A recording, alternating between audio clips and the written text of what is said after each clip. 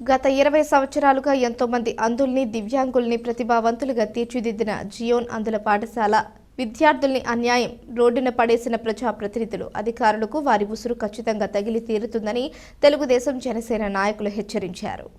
YS Jaganmohan Reddy ముఖ్యమంత్రి అయిన తర్వాత ఆంధ్రాతో ఆడుకుంటుంటే రాజమండ్రి పార్లమెంట్ సభ్యులు మార్కాని భరత్రాం అభం శుభం తెలియని లోకాన్ని చూడలేని అందులో దివ్యాంగుల బతుకులతో ఆడుకుంటున్నారని తెలుగుదేశం పార్టీ రాష్ట్ర కార్యనిర్వాహక కార్యదర్శి ఆదిరెడ్డి శ్రీనివాస్, జనసేన పార్టీ రాజమండ్రి ఇన్ఛార్జ్ అత్తి సత్యనారాయణ తీవ్రంగా ధ్వజమెత్తారు. స్థానిక ప్రభుత్వ ఆసుపత్రి పక్కన ఉన్న జియాన్ అందుల పాఠశాలను ఇటీవల అక్కడి నుంచి అన్యాయంగా తరలించిన నేపథ్యంలో వారికి ప్రత్యామ్నాయం చూపించాలని డిమాండ్ చేస్తూ అందులో దివ్యాంగులపై చేయి చేసుకోవడం ఏంటని ప్రశ్నించారు. రాజమండ్రి సబ్ కలెక్టర్ కార్యాలయం ఎదుట టీడీపీ, జనసేన, సిపిఎం, సిపిఐ వివిధ దివ్యాంగ సంక్షేమ సంఘాలు ఆందోళన చేపట్టాయి. వారు మాట్లాడుతూ జగన్మోహన్ రెడ్డి గుడిని, బడిని, గుడిలోని దేవుడిని కూడా వదలట్లేదని మండిపడ్డారు.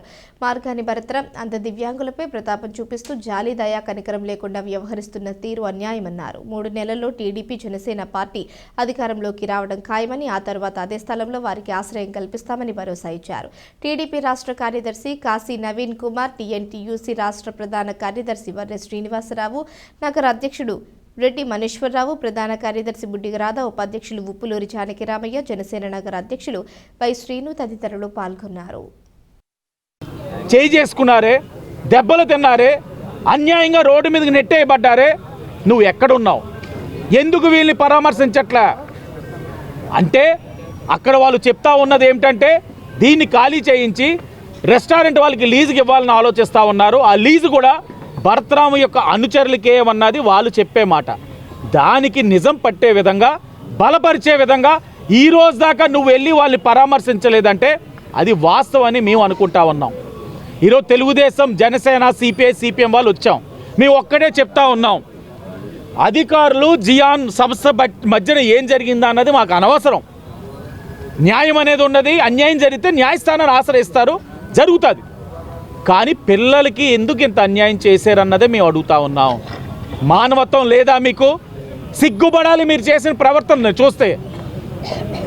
ఈరోజు వాళ్ళు కళ్ళు లేవు కదా, వాళ్ళు లోకం చూడలేరు కదా, వాళ్ళ పట్ల ఏం చేసినా, ఎలా చేసినా ఎవరు అడిగేవాళ్ళు ఉండరు కదా అని మీరు అనుకుంటా ఉన్నారు. తెలుగుదేశం, జనసేన మిత్రపక్షాలు అండగా ఉంటాయి. ఎంత 3 నెలలు మీకు టైం ఉంది.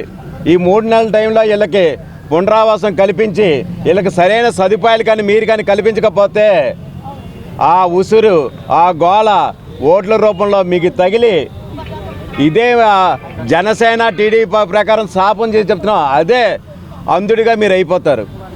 అది మాత్రం గుర్తుంచుకోండి. ఏంటంటే ఒక చేసిన పాపం అన్నది ఊరికనే పోదు. ఇది వరకు ఏదో పూర్వం మన పెద్దలు చెప్పేవారు, పాపం పండితే ఏదో పైన చూసుకుంటాడు దేవుడని. కాదు, ఈ రోజుల్లో ఇక్కడే ఇప్పుడే జరుగుతుంది. కాబట్టి మీకు 3 నెలల్లో మీకు ముప్పు తప్పదో.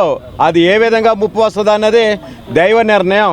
అందువల్ల ఇప్పుడే తక్షణమే వీళ్ళకి కావాల్సిన సదుపాయాలన్నీ ఏర్పాటు చేస్తారని మేము జనసేన పార్టీ, టీడీపీ తరఫున మేము కోరుతున్నాం. లేకపోతే తీవ్ర పరిణామాలు ఎదుర్కొంటారు. ఇలా సమస్య పరిష్కారం అయ్యే వరకు జనసేన పార్టీ, టీడీపీ కలిసి పోరాటం చేస్తాయని మరొక్కసారి హెచ్చరిస్తున్నాం.